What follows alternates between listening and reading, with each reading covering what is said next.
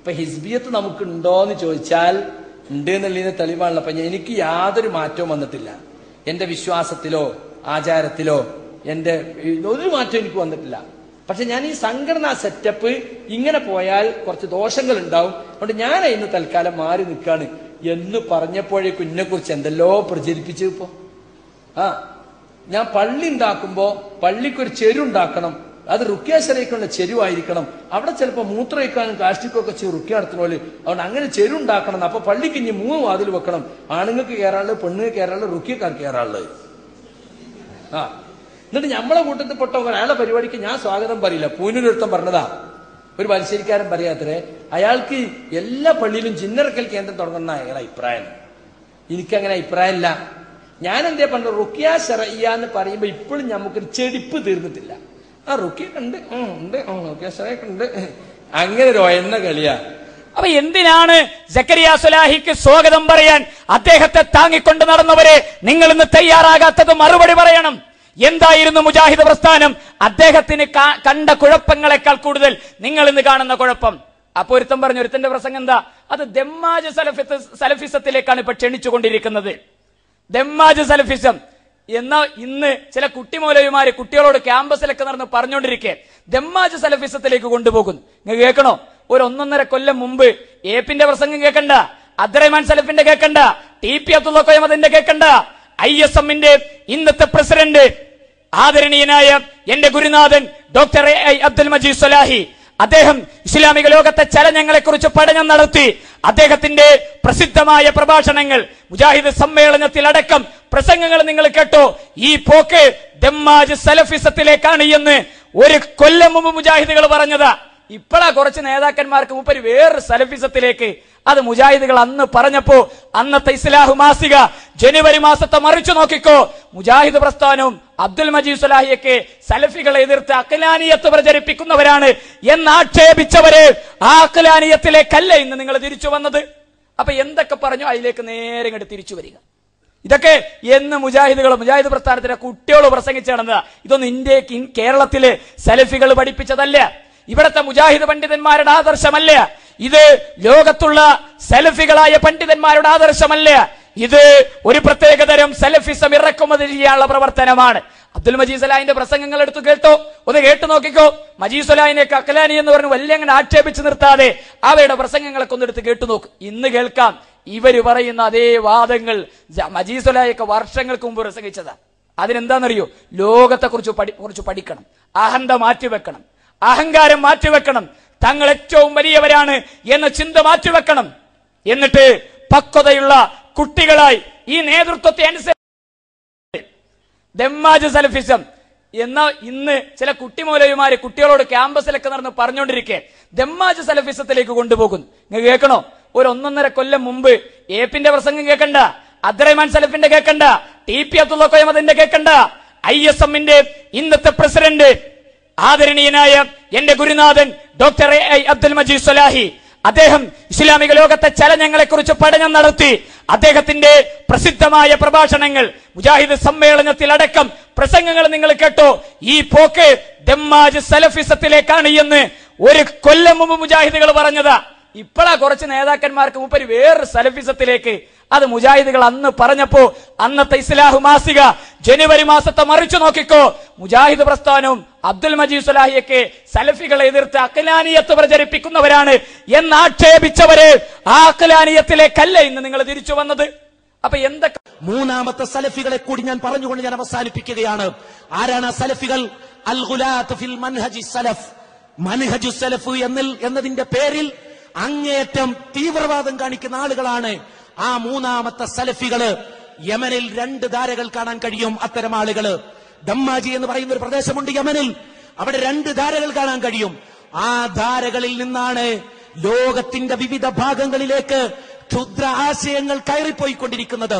ദൗർഭാഗ്യവശാൽ എന്റെ സഹോദരങ്ങളെ, സഹോദരിമാരെ, ആ യമനിലെ കാടൻ ആശയങ്ങൾ സലഫിയത്തിന്റെ തൊപ്പി അണിഞ്ഞുകൊണ്ട് നമ്മുടെ കേരള മണ്ണിലേക്ക് ഏതൊക്കെയോ ത്വരീക്കത്തുകളിലൂടെ കടന്നു വന്നിട്ടുണ്ട് എന്ന് നാം ഭയപ്പെടേണ്ടിയിരിക്കുന്നു. അവരെന്താണ് ഇപ്പൊ പറഞ്ഞുകൊണ്ടിരിക്കുന്നത്? മുജാഹിദ് പ്രസ്ഥാനം നേടിയെടുത്ത നന്മകളുടെ കടക്കാണ് അവർ കത്തിവെച്ചുകൊണ്ടിരിക്കുന്നത്. ചോദിക്കുന്നു അവർ, അല്ല പെണ്ണിന് പള്ളിയിൽ പോകാൻ എന്താ തെളിവ്? പെണ്ണെന്തിനാ തറാവീഹിന് പോകുന്നത്? എന്തിനാ നിങ്ങൾ വോട്ട് ചെയ്യാൻ പോകുന്നത്? എന്തിനാ നിങ്ങൾ തെരഞ്ഞെടുപ്പിൽ നിൽക്കുന്നത്? അല്ല മുസ്ലിം പെണ്ണിന് തെരഞ്ഞെടുപ്പിൽ നിൽക്കാൻ പറ്റുമോ? അതുപോലെ തന്നെ എന്തിനാ നിങ്ങൾ ഈ സമ്മേളനം സംഘടിപ്പിക്കുന്നത്? ആണും പെണ്ണും ഒക്കെ സമ്മേളനത്തിൽ കരരില്ലേ? അതുപോലെ എന്തിനാണ് നിങ്ങൾ ഇങ്ങനെയൊക്കെ വേഷം ധരിക്കുന്നത്? എന്തിനാണ് നിങ്ങൾ മുണ്ടെടുക്കുന്നത്, പാന്റ് ധരിക്കുന്നത്?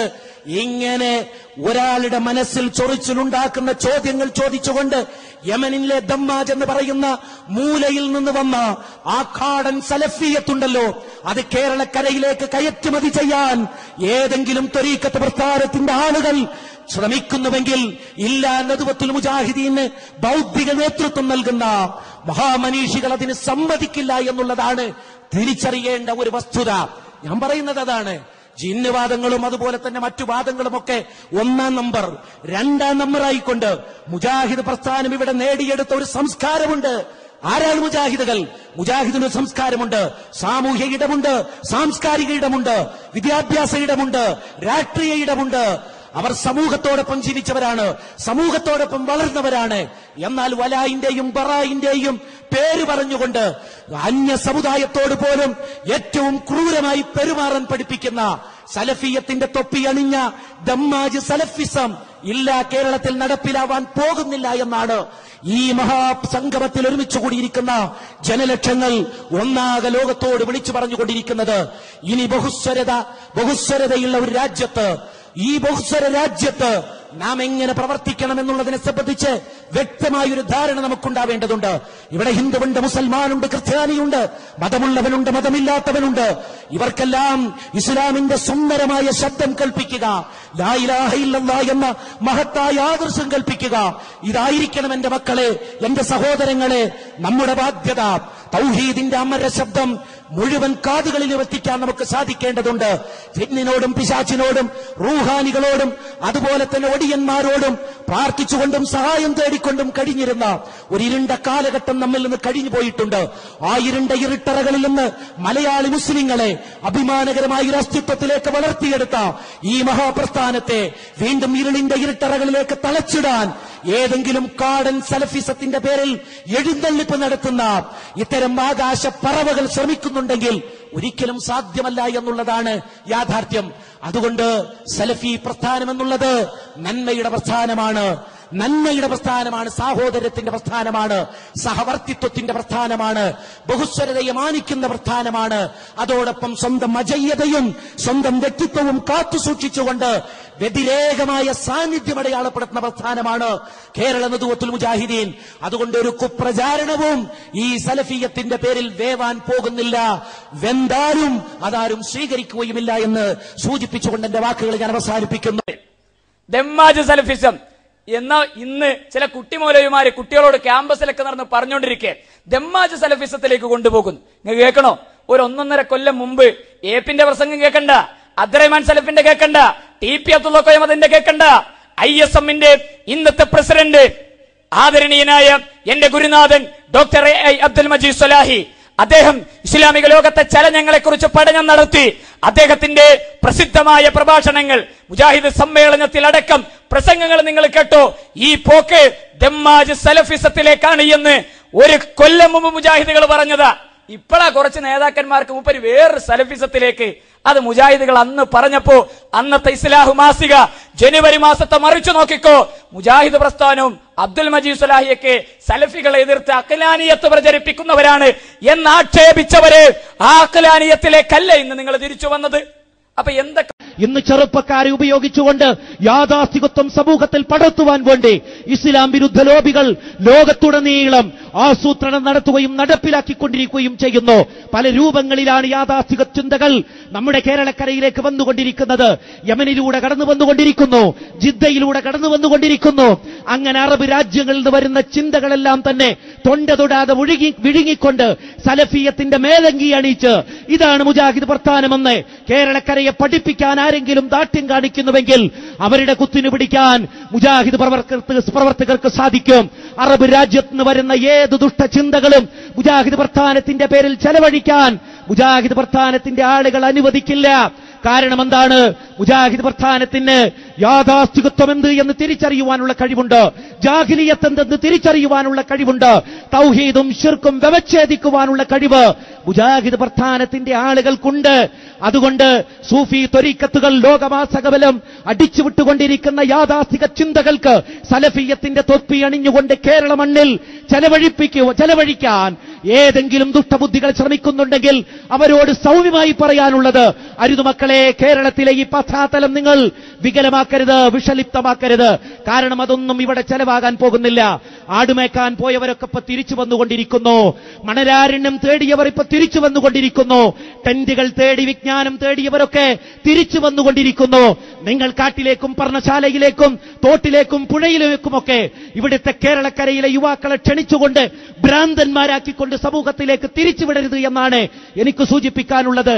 മതം കയറി ഭ്രാന്താകുന്ന കുട്ടികൾ പ്രൊഫഷണൽ സ്ഥാപനങ്ങളിൽ വരെ കേരളത്തെ നോക്കി പരിഹസിച്ചുകൊണ്ടിരിക്കുമ്പോൾ എന്റെ ഉമ്മമാരെ, ഉപ്പമാരെ, അത്തരം പ്രൊഫഷണൽ സ്ഥാപനങ്ങളിൽ മതതീവ്രത പടർത്തുന്ന ശക്തികളെ കരുതിയിരിക്കാൻ എനിക്കും നിങ്ങൾക്കും കഴിയേണ്ടതില്ലേ? പല പല ചെറുപ്പക്കാർക്കും ഭ്രാന്താണ്. മതം കയറിയിട്ട് അവന്റെ താടിയും മുടിയും ഭാവഭാവങ്ങളും ദിക്റും എല്ലാം കൂടി അവൻ മണ്ണിൽ നിന്ന് വിടുകയും ദൈവത്തിലേക്ക് എത്താതിരിക്കുകയും ചെയ്യുന്ന ഒരു പരിതസ്ഥിതിയിലാണ് പ്രൊഫഷണൽ സ്ഥാപനങ്ങളിലെ ചെറുപ്പക്കാർ പോലും എത്തിപ്പെട്ടിരിക്കുന്നത്.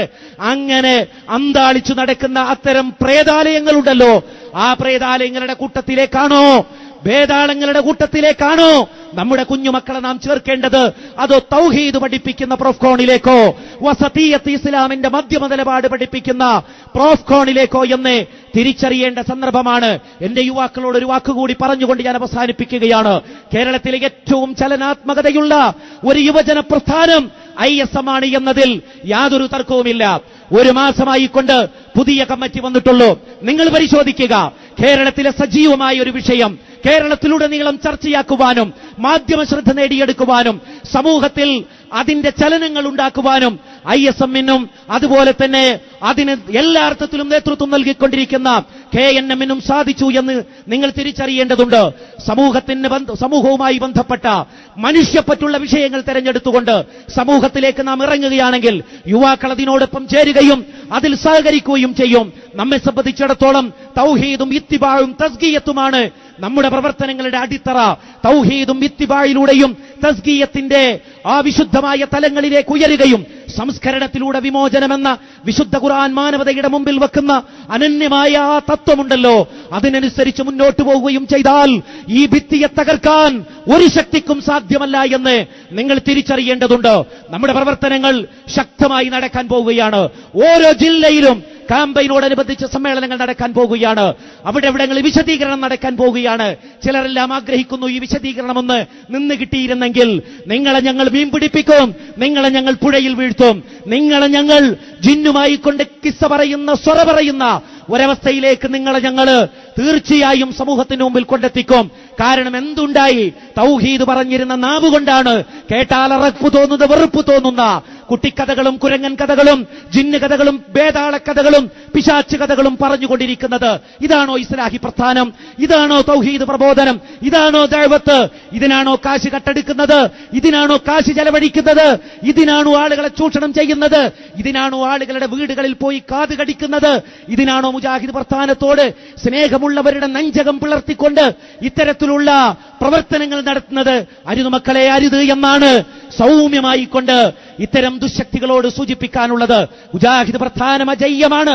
മുജാഹിദ് പ്രസ്ഥാനം തൗഹീദ് കൊണ്ടാണ് അതിരുകൾ ഭേദിച്ച് കടന്നുപോയിക്കൊണ്ടിരിക്കുന്നത്. അത് ലോകാവസാനം വരെ തുടരും. ലോകത്തിന്റെ പ്രവാചകന്മാർ പഠിപ്പിച്ച ആശയം നമ്മുടെ കയ്യിലുണ്ട്. തൗഹീദിന് ഏത് വലിയ ദുർവ്യാഖ്യാനങ്ങൾ നൽകിയാലും അത്തരം ദുർവ്യാഖ്യാനക്കാരൊക്കെ അവസാനം നിത്യനിരാശതയിൽ ചെന്ന് വീഴുകയും ഏതർത്ഥത്തിലും അവർ അവഹേളിതരാവുകയും ചെയ്യും. അത്തരം അവഹേളിതരാവുന്നതിന് മുമ്പ് നിങ്ങൾ ഈ പ്രസ്ഥാനത്തിലേക്ക് തിരിച്ചു വരിക. ചുമരുണ്ടെങ്കിലേ നമുക്ക് ചിത്രം വരയ്ക്കാൻ കഴിയൂ, സമൂഹത്തെ അഭിമുഖീകരിക്കാൻ കഴിയൂ. അരുത് മക്കളെ, ഈ ചുമര് നിങ്ങൾ പൊളിക്കാൻ നിൽക്കരുത്. ഇതിന്റെ അടിത്തറ നിങ്ങൾ മാന്തിക്കളി.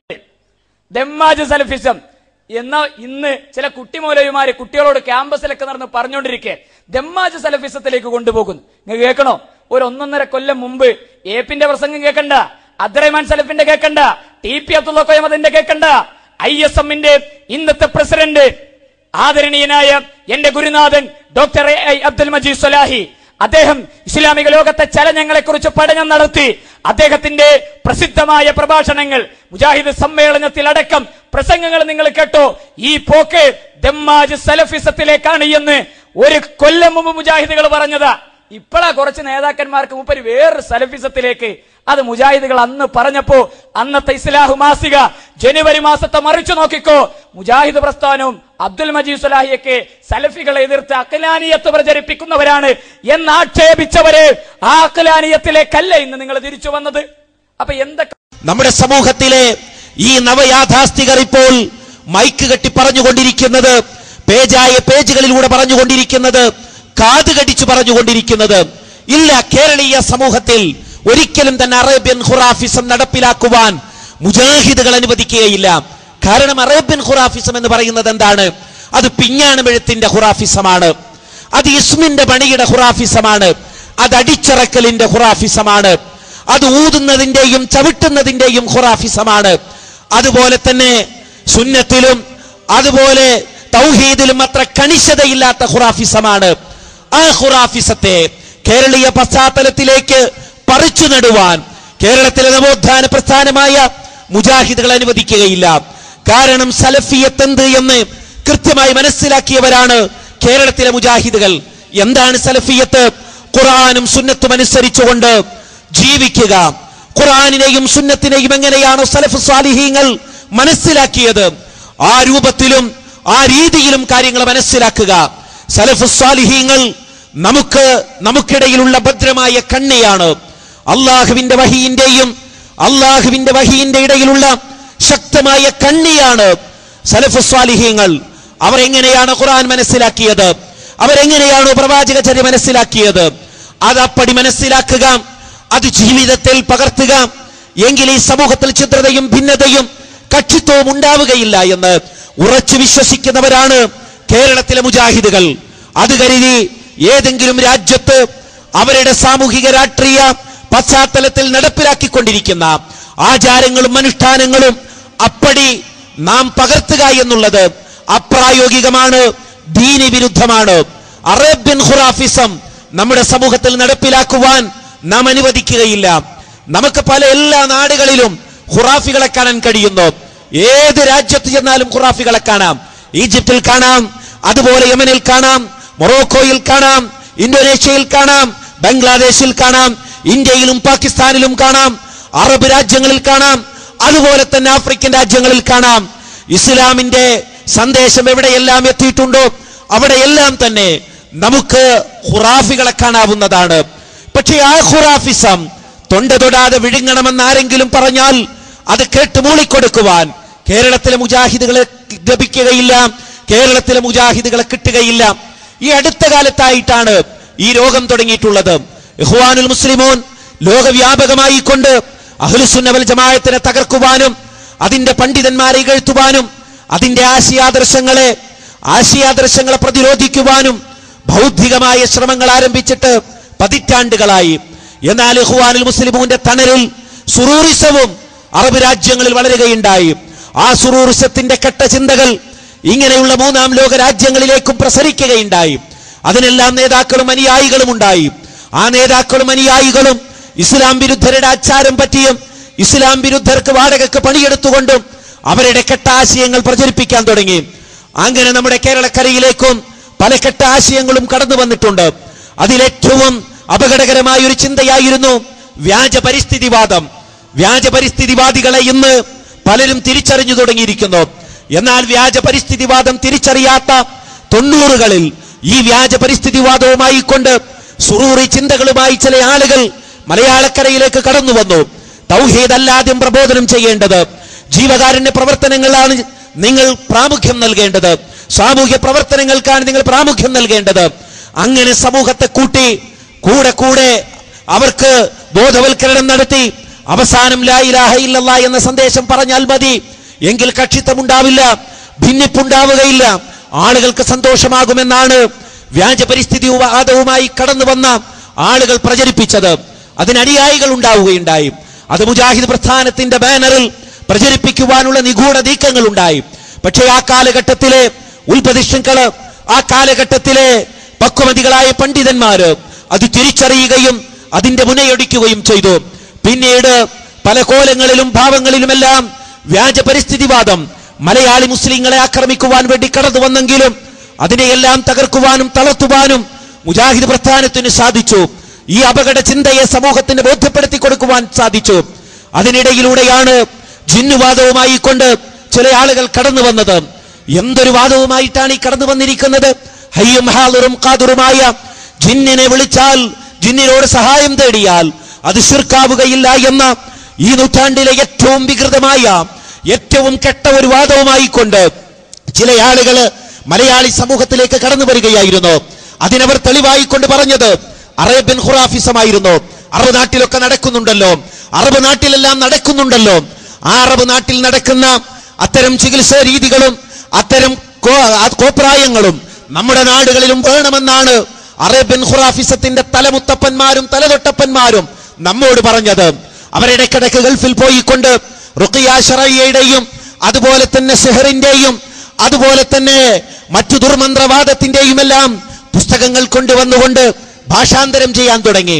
അറേബ്യൻ മാർക്കറ്റിൽ വരെ ഇത്തരം പുസ്തകങ്ങൾ എന്നാണ് പ്രത്യക്ഷപ്പെടാൻ തുടങ്ങിയത് എന്ന് നിങ്ങൾ പരിശോധിക്കുമ്പോൾ അതിൽ വലിയൊരു ഗൂഢാലോചന നമുക്ക് കാണാൻ കഴിയും. ഇസ്ലാം എന്ന് പറഞ്ഞാൽ ഈ സിഹറാണെന്നും അതുപോലെ തന്നെ ഇസ്ലാം എന്ന് പറഞ്ഞാൽ ഈ മന്ത്രവാദമാണെന്നും ഇസ്ലാം എന്ന് പറഞ്ഞാൽ ഈ റുഖിയ ശറയ്യയാണെന്നും ഇസ്ലാം എന്ന് പറഞ്ഞാൽ ഒരു ജിന്നിൽ കെട്ടിത്തിരിഞ്ഞ് നടക്കുന്ന ഒരു മതമാണെന്നും അങ്ങനെ വിശാലമായ ഇസ്ലാമിനെ ചുരുക്കിക്കെട്ടുവാൻ വേണ്ടി ഇസ്ലാം വിരുദ്ധ ശക്തികൾ ആവിഷ്കരിച്ച് നടപ്പിലാക്കിയ ഒരു കെണിയിലാണ് അറേബ്യൻ ഖുറാഫിസം വീണത് എന്നുള്ളത് മനസ്സിലാക്കേണ്ടതുണ്ട്. ഈ അറേബ്യൻ ഖുറാഫിസത്തിന്റെ ഓരം പറ്റികൾ അത്തരം പുസ്തകങ്ങൾ മലയാള പശ്ചാത്തലത്തിൽ കൊണ്ടുവന്ന് പ്രചരിപ്പിക്കാൻ തുടങ്ങിയത് മുതലാണ് നവോത്ഥാന പ്രസ്ഥാനമായ മുജാഹിദ് പ്രസ്ഥാനത്തെ ആളുകൾ സംശയിക്കാൻ തുടങ്ങിയത്. നിങ്ങളുടെ ചെലവിൽ ചില ആളുകൾ അറേബ്യൻ ഖുറാഫിസം പരിചയപ്പെടുത്തിക്കൊണ്ടിരിക്കുന്നു, അറേബ്യൻ ഖുറാഫിസം പ്രചരിപ്പിച്ചുകൊണ്ടിരിക്കുന്നു. തടയിടണമെന്ന് ചില ആളുകൾ, ചില പണ്ഡിതന്മാര്, അതുപോലെ തന്നെ കാര്യങ്ങൾ നോക്കി പഠിച്ചുകൊണ്ടിരിക്കുന്ന ആളുകൾ ആ കാലഘട്ടത്തിൽ തന്നെ സൂചിപ്പിക്കുകയുണ്ടായി. എന്നാൽ മഹത്തായി പ്രസ്ഥാനത്തിന്റെ പണ്ഡിതന്മാര് അത് കൃത്യമായി മനസ്സിലാക്കിക്കൊണ്ട് തന്നെ ആ വേരെറുക്കുവാനുള്ള ബൗദ്ധികമായ നീക്കങ്ങൾ നടത്തി. ആ ബൗദ്ധികമായ നീക്കങ്ങളുടെ വിജയമാണ് നാം ഇവിടെ കാണുന്നത്. അത്തരം ചീഞ്ഞളിഞ്ഞ വേരുകൾ ഈ പ്രസ്ഥാനത്തിന് ആവശ്യമില്ല. അറേബ്യൻ ഖുറാഫിസം തലയിൽ കയറിയ ആളുകൾ ഈ പ്രസ്ഥാനത്തിന് ആവശ്യമില്ല. അതുകൊണ്ട് അവർ എത്ര വലിയവരായാലും, എത്ര വലിയ വാഗ്ധോരണിയുടെ ആളുകളായാലും, എത്ര വലിയ കഴിവുള്ളവരായാലും അവരെ ഈ പ്രസ്ഥാനത്തിന് ആവശ്യമില്ലെന്ന് പറഞ്ഞുകൊണ്ട് ഇലയും കൂട്ടി പുറത്തിടുവാൻ ഈ പ്രസ്ഥാനത്തിന്റെ നേതാക്കൾക്ക് സാധിച്ചു എന്നുള്ളത് ചില്ലറ കാര്യമായി നിങ്ങൾ കാണേണ്ടതില്ല. കാരണം ഈ പ്രസ്ഥാനത്തിന്റെ ഒരു വ്യതിരേകതയാണ്, സവിശേഷതയാണിത്. എവിടെ ഇത്തിക്കണ്ണികൾ മുളച്ചാലും ആ ഇത്തിക്കണ്ണിയെ വളർത്തുന്ന, അതിന്റെ തണല് കൊണ്ടുകൊണ്ട് ആസ്വദിക്കുന്ന, മൂളിപ്പാട്ട് പാടുന്ന ഒരു സ്വഭാവം ഈ പ്രസ്ഥാനത്തിന്റെ നേതാക്കൾക്കില്ല.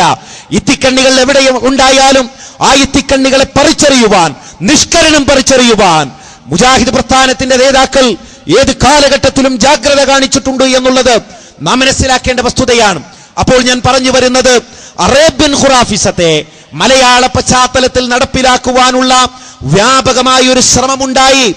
ആ ശ്രമത്തെയാണ് ഇവിടെ നാം എതിർത്തു തോൽപ്പിച്ചിട്ടുള്ളത്, നാം എതിർത്തു തോൽപ്പിക്കേണ്ടത്. നമ്മോടൊപ്പം എതിർത്തു തോൽപ്പിക്കുവാൻ ഇവിടെയുള്ള മുഴുവൻ മുസ്ലിം സംഘടനകളും ഒരുമിച്ച് നിൽക്കേണ്ടതുണ്ട്. കാരണം ഇത് അപകടകരമായ ഒരു ചിന്തയാണ്. നവോത്ഥാനത്തിന്റെ ഗുണഫലങ്ങൾ അനുഭവിച്ചുകൊണ്ടിരിക്കുന്ന മലയാളി മുസ്ലിങ്ങളെ അപമാനിക്കുന്ന, അങ്ങേയറ്റം പരിഹസിക്കുന്ന, അത്രമേൽ ഇകഴ്ത്തുന്ന ഒരു വാദവുമായി കൊണ്ടാണ് ഈ അറേബ്യൻ ഖുറാഫിസത്തിന്റെ അനുയായികൾ കടന്നു വന്നുകൊണ്ടിരിക്കുന്നത്. ഈ അപകടത്തെ തിരിച്ചറിയുവാൻ ഇവിടെയുള്ള മുഴുവൻ മുസ്ലിം സംഘടനകളും ശ്രമിക്കണമെന്നാണ് മുജാഹിദ് പ്രസ്ഥാനത്തിന് പറയാനുള്ളത്. നിങ്ങൾക്ക് ഏതെങ്കിലും തരത്തിലുള്ള വിദ്വേഷം ഈ പ്രസ്ഥാനത്തോടുണ്ടെങ്കിൽ ആ വിദ്വേഷം തീർക്കുവാനുള്ള അവസരമായി കൊണ്ട് ഈ ഭിന്നതയെ നിങ്ങൾ കാണാൻ പാടില്ല. കാരണം ഇത് മാരകമായ ഒരു ചിന്തയാണ്. മനുഷ്യ മസ്തിഷ്കത്തെ അങ്ങേയറ്റം മലിനീകരിക്കുന്ന, മനുഷ്യ മസ്തിഷ്കത്തെ മദ്ഹബീകരിക്കുന്ന, മനുഷ്യ മസ്തിഷ്കത്തെ ഒരേ കക്ഷികളാക്കി മാറ്റുന്ന, ഭിന്നിപ്പിക്കുന്ന, ചിത്രീകരിക്കുന്ന, ഈ സമൂഹത്തിന് ഏറ്റവും ദോഷം ചെയ്യുന്ന ഒരു ചിന്തയെ എടുത്തെറിയുവാൻ ഈ നാട്ടിലെ, ഈ മലയാള നാട്ടിലെ മുഴുവൻ മുസ്ലിം സംഘടനകളുടെയും സഹായമുണ്ടാവേണ്ടതുണ്ട്. ഞാൻ പറഞ്ഞല്ലോ, അറേബ്യൻ ഖുറാഫിസം എന്ന് കേൾക്കുമ്പോൾ ചില ആളുകൾക്ക് പായസം കണ്ടതിനേക്കാൾ വലിയ സന്തോഷമാണ്. കാരണം അതൊന്ന് നടപ്പിലാക്കുവാൻ വേണ്ടി ചിലരെല്ലാം സ്വകാര്യമായി പറയാൻ തുടങ്ങിയിരിക്കുന്നു. എന്തിനാണ് നിങ്ങൾ പെണ്ണിനെ പള്ളിയിൽ പറഞ്ഞയക്കുന്നത്? എന്തിനാണ് ഈ പെണ്ണ് തറാവീഹ് നമസ്കാരത്തിന് പോകുന്നത്? എന്തിനാണ് ഈ പെണ്ണ് എഞ്ചിനീയറിംഗ് കോളേജിൽ പോകുന്നത്? എന്തിനാണ് ഈ പെണ്ണ് ഖുർആൻ ക്ലാസ്സിന് പോകുന്നത്? പെണ്ണിന് വീടല്ലേ ഉത്തമം? പെണ്ണ് വീട്ടിലല്ലേ ഇരിക്കേണ്ടത്? പെൺകുട്ടികളെ മെഡിക്കൽ കോളേജിലേക്കും അതുപോലെ തന്നെ എഞ്ചിനീയറിംഗ് കോളേജിലേക്കും പറഞ്ഞയച്ചിട്ടില്ലേ പ്രശ്നമുണ്ടാകുന്നത് എന്നൊക്കെയാണ് അറേബ്യൻ ഖുറാഫിസം തലയിൽ കയറിയ ചില ആളുകൾ ചോദിച്ചുകൊണ്ടിരിക്കുന്നത്. എന്റെ മുജാഹിദുകളെ, ഉണരുക. ഇവിടെ പെണ്ണിന് പള്ളി പ്രവേശം ലഭിക്കുവാൻ വേണ്ടി നാം എത്രമേൽ കഠിനാധ്വാനം ചെയ്തു എന്നുള്ളത് നമുക്കേ അറിയുകയുള്ളൂ. നമ്മുടെ പണ്ഡിതന്മാർ എത്രമേൽ ആക്ഷേപം സഹിച്ചു എന്നുള്ളത് നമുക്കേ അറിയുകയുള്ളൂ. തറാവീഹ് നമസ്കാരം സുന്നത്തിൽ പറഞ്ഞതുപോലെ നടപ്പിലാക്കുവാൻ വേണ്ടി നാം എത്രമേൽ കഷ്ടപ്പെട്ടു എന്ന് നമ്മുടെ നേതാക്കന്മാർക്കും നമുക്കുമേ അറിയുകയുള്ളൂ. ഇങ്ങനെ നവോത്ഥാനത്തിന്റെ വഴിവെട്ടിയ ഒരു പ്രസ്ഥാനത്തിന്റെ നേതാക്കളുടെ മുഖത്ത് നോക്കിക്കൊണ്ടാണ് ഇത്തരം ആളുകൾ പറഞ്ഞുകൊണ്ടിരിക്കുന്നത്. എന്തിനാണ് ഈ പെണ്ണിനെ പള്ളിയിൽ പറഞ്ഞയക്കുന്നത്? ഞാൻ പറയുന്നു, ജിന്നുവാദം ഒന്നാണെങ്കിൽ രണ്ടാമതായി, മൂന്നാമതായി, നാലാമതായി, അഞ്ചാമതായി അറേബ്യൻ ഖുറാഫിസത്തിന്റെ ഓരോരോ പതിപ്പുകൾ നമ്മുടെ നാട്ടിലേക്ക് വരാൻ പോകുന്നുണ്ട്. അതിലേറ്റവും പ്രധാനപ്പെട്ടതാണ്, ഏറ്റവും അപകടകരമായതാണ് ഹിന്ദുക്കളെയും ക്രിസ്ത്യാനികളെയും ഭിന്നിപ്പിക്കുവാനുള്ള ആസൂത്രിതമായ, മുസ്ലിമീങ്ങളെയും ഒക്കെ ഭിന്നിപ്പിക്കുവാനുള്ള, അതുപോലെ തന്നെ വർഗീയതയുണ്ടാക്കുവാനുള്ള ആസൂത്രിതമായ ശ്രമങ്ങൾ ഇവിടെ നടന്നുകൊണ്ടിരിക്കുന്നുണ്ട്. മുസ്ലിമീങ്ങളും ഹിന്ദുക്കളും ക്രിസ്ത്യാനികളുമെല്ലാം ഈ നാട്ടിൽ മനുഷ്യ സൗഹാർദ്ദത്തിന്റെ അർത്ഥമെന്ത് എന്ന് മനസ്സിലാക്കി കഴിഞ്ഞുകൂടുന്നവരാണ്. മനുഷ്യ സൗഹാർദ്ദത്തിന്റെയും സ്നേഹത്തിന്റെയും അർത്ഥമെന്തെന്ന് മനസ്സിലാക്കി കഴിഞ്ഞുകൂടുന്നവരാണ്. പക്ഷേ അറേബ്യൻ ഖുറാഫിസം തലക്ക് പിടിച്ച ചില ആളുകൾ ഇന്ന് മറ്റുള്ള മതവിഭാഗങ്ങളുമായി കൊണ്ട് പാലിക്കേണ്ട അകലങ്ങളും അടുപ്പങ്ങളും പറഞ്ഞ് ആ ജനവിഭാഗത്തെ ഏറ്റവും കൂടുതൽ ഇകഴ്ത്തുന്ന രൂപത്തിലേക്ക് വ്യാഖ്യാനിച്ചു കൊണ്ടുപോകുന്നുണ്ട് കാര്യങ്ങൾ എന്നുള്ളത് നമ്മുടെ സാമുദായിക അന്തരീക്ഷത്തെ വഷളാക്കുമെന്നാണ് ഇവിടുത്തെ നിയമകൂടത്തോടും ഭരണകൂടത്തോടും നിയമപാലകരോടുമൊക്കെ മുജാഹിദ് പ്രസ്ഥാനത്തിന്റെ ഒരു അനുയായി എന്ന നിലയിൽ, മുജാഹിദ് പ്രസ്ഥാനത്തിന്റെ ഒരു ചെറിയ ഭാരവാഹി എന്ന നിലയിൽ സൂചിപ്പിക്കുവാനുള്ളത്.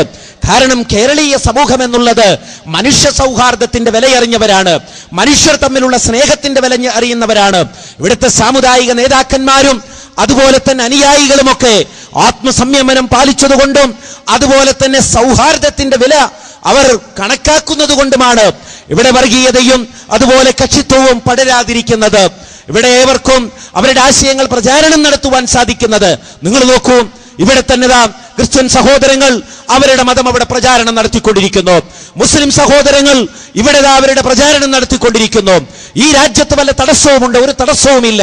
ഈ രാജ്യം നമുക്ക് അനുവദിക്കുന്ന ഏറ്റവും വലിയ അനുഗ്രഹങ്ങളാണിത്. നമ്മുടെ മതം അനുസരിച്ച് ജീവിക്കുവാനും അത് പ്രചരിപ്പിക്കുവാനും അത് പള്ളികൾ നടത്തുവാനും ആരാധനകൾ നടത്തുവാനും ഒക്കെ നമുക്ക് സാധിക്കുന്നു. ആരെങ്കിലും മറ്റൊരു ആരാധനാലയത്തിലേക്ക് പാഞ്ഞു കയറിക്കൊണ്ട് പ്രശ്നമുണ്ടാക്കാറില്ല. ഏതെങ്കിലും ഒരു വിഭാഗം മറ്റൊരു വിഭാഗത്തിന്റെ ആരാധനാലയങ്ങളിലേക്ക് ഓടിക്കയറിക്കൊണ്ട് കാളക്കൂറ്റന്മാരെ പോലെ പെരുമാറാറില്ല.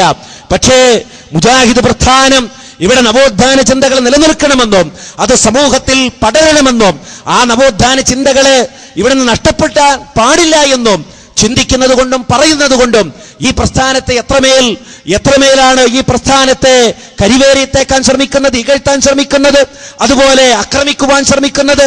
ഞാൻ നേരത്തെ ഇവിടെ സൂചിപ്പിച്ചല്ലോ, ആയിരക്കണക്കിന് പള്ളികളുള്ള, പതിനായിരക്കണക്കിന് അനുയായികളുള്ള, അതുപോലെ തന്നെ ലക്ഷക്കണക്കിന് അനുഭാവികളുള്ള, പടർന്ന് പന്തലിച്ചു നിൽക്കുന്ന ഒരു മഹാപ്രസ്ഥാനം. ആ പ്രസ്ഥാനത്തിന്റെ പള്ളികളിലേക്കും സെന്ററുകളിലേക്കും ഓടിക്കയറിക്കൊണ്ട് അത് അധീനപ്പെടുത്തുകയും ഭീതിപ്പെടുത്തുകയും അവിടെയുള്ളവരോട് മോശമായി പെരുമാറുകയും ചെയ്യുന്ന ഒരു സംസ്കാരം മനുഷ്യർക്ക് യോജിച്ചതാണോ? മുസ്ലിമീങ്ങൾക്ക് യോജിച്ചതാണോ? മുസ്ലിം സംഘടനകൾക്ക് യോജിച്ചതാണോ? ഇതാണോ ഇത്രയും കാലം സലഫി മൻഹജ് എന്ന് ഉരുവിട്ടിട്ട് നിങ്ങൾക്കെല്ലാം ലഭിച്ചത് എന്ന് വിനയത്തോടു കൂടി ചോദിക്കുകയാണ്. അതല്ലെങ്കിലും ഈ സലഫി മൻഹജ് എന്നൊക്കെ പറഞ്ഞുകൊണ്ട് നടക്കുന്ന ആളുകളുടെ ഹൃദയത്തിലേക്ക് ആ മൻഹജിന്റെ അർത്ഥവും ആശയവും കടന്നുപോയിട്ടില്ല, പ്രവേശിച്ചിട്ടില്ല എന്നുള്ളതാണ് ഇതപര്യന്തമുള്ള കാര്യങ്ങൾ വിലയിരുത്തുമ്പോൾ നമുക്ക് കാണാൻ കഴിയുന്നത്. അതൊക്കെ ആളുകളെ കബളിപ്പിക്കുവാനുള്ള ഒരു ഏർപ്പാട് മാത്രം, ആളുകളെ കാണിക്കുവാനുള്ള ഏർപ്പാടുകൾ മാത്രം. നടത്തുന്നതോ സ്വകാര്യമായി ചതിയും വഞ്ചനയും അതുപോലെ തന്നെ കുതികാൽവെട്ടും അതുപോലെ ഈ സമൂഹത്തിലുള്ള ഛിദ്രതയും ഭിന്നതയും അതുപോലെ അറേബ്യൻ ഖുറാഫിസം പടർത്തലും അതിനൊക്കെ മേമ്പൊടിയായിക്കൊണ്ടാണ് സലഫി മൻഹജ് എന്ന വർണ്ണത്തൊപ്പി ഇട്ടുകൊടുത്തുകൊണ്ടിരിക്കുന്നത്. സലഫി മൻഹജ് മോശമായ കാര്യമല്ല. സലഫി മൻഹജ് എന്നുള്ളത് ലോകത്തെ സലഫികള് അംഗീകരിക്കുകയും ഭദ്രമായി സൂക്ഷിക്കുകയും ചെയ്യുന്ന കാര്യമാണ്. പക്ഷെ അത് കൈകാര്യം ചെയ്യുന്ന ആളുകളുടെ സ്വഭാവവും സംസ്കാരവും കാണുമ്പോൾ ലജ്ജിച്ച് തലതാഴ്ത്തി പോവുകയാണ് സഹോദരങ്ങളെ ഞാനും നിങ്ങളും ചെയ്യുന്നത്. ദീർഘമായി ഞാൻ സംസാരിക്കുന്നില്ല. ഇവിടെ ബഹുമാന്യനായ അനസ് മൗലവി കാര്യങ്ങൾ സവിസ്തരം ഇൻഷാ അല്ലാഹ് ഇവിടെ പ്രതിപാദിക്കും. എനിക്ക് പറയാനുള്ളത്, അറേബ്യൻ ഖുറാഫിസത്തെ കേരളീയ പശ്ചാത്തലത്തിൽ നടണോ നടണ്ടേ? അറേബ്യൻ ഖുറാഫിസത്തെ നട്ടുപിടിപ്പിക്കുവാൻ അനുവദിക്കണോ അനുവദിക്കണ്ടേ? അത് നട്ടുപിടിപ്പിക്കാൻ ശ്രമിക്കുന്ന ആളുകൾക്ക് സംരക്ഷണം നൽകണമോ നൽകേണ്ടേ? അത് നട്ടുപിടിപ്പിക്കുവാനുള്ള ആളുകളുടെ അടുക്കലേക്ക് വെള്ളവുമായിക്കൊണ്ട് കിണ്ടിയുമായിക്കൊണ്ട് ബക്കറ്റുമായിക്കൊണ്ട് ചെന്ന് അതിലേക്ക് വെള്ളം ഒഴിച്ചു കൊടുക്കണോ? അത് വളർന്ന് പന്തലിക്കുവാനുള്ള സൗകര്യമൊരുക്കണോ? വേണ്ടേ? ഇതെല്ലാമാണ് ഇവിടെ ചിന്താ വിഷയം.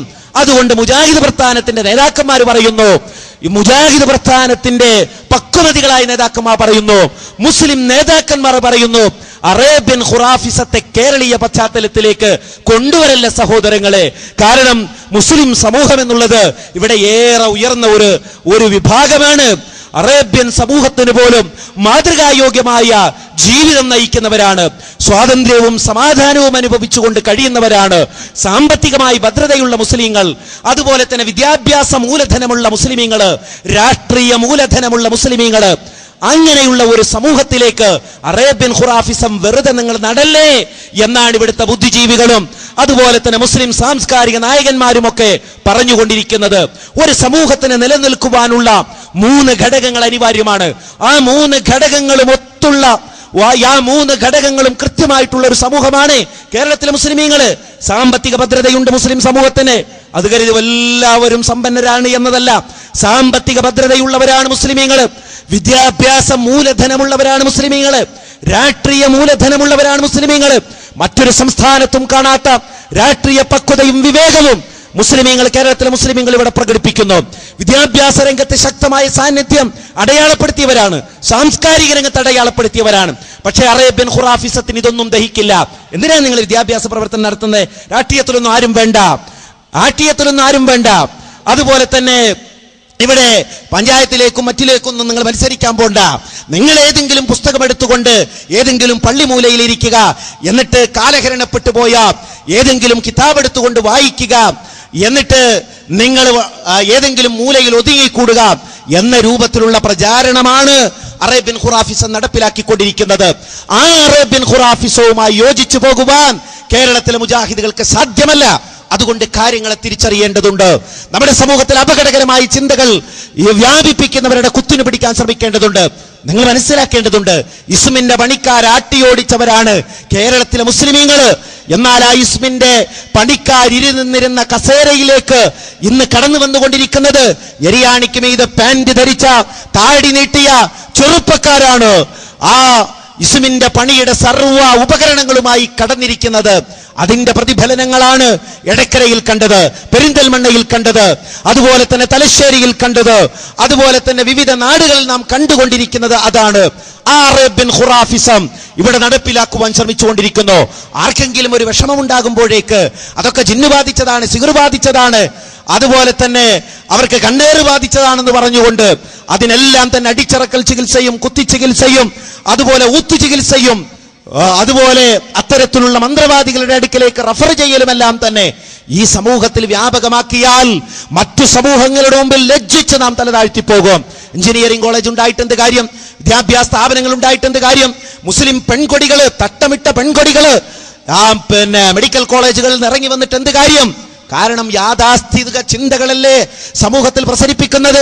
അപ്പൊ അതിനെ തടയിടുവാൻ, നമ്മുടെ വിദ്യാഭ്യാസത്തിന് മേന്മ കാണിക്കുറിച്ചു കൊടുക്കാൻ, നമ്മുടെ മതബോധം ആളുകൾക്ക് മറ്റു സമൂഹങ്ങൾക്ക് കാണിച്ചു കൊടുക്കുവാൻ, നമ്മുടെ വിശ്വാസ ഭദ്രത കാണിച്ചു കൊടുക്കാൻ, നമ്മുടെ സാംസ്കാരിക വ്യതിരേകത ആളുകൾക്ക് കാണിച്ചു കൊടുക്കുവാൻ നാം ശ്രമിക്കേണ്ടതുണ്ട്. ആ ഏത് പേരിൽ വന്നവരാണെങ്കിലും, എത്ര വലിയ ഫാൻസ് അസോസിയേഷന്റെ ആണെങ്കിലും അറേബ്യൻ ഖുറാഫിസവുമായിട്ടാണ് കടന്നു വരുന്നതെങ്കിൽ മോനെ, ഈ അറേബ്യൻ ഖുറാഫിസം ഇവിടെ ചെലവാകില്ല.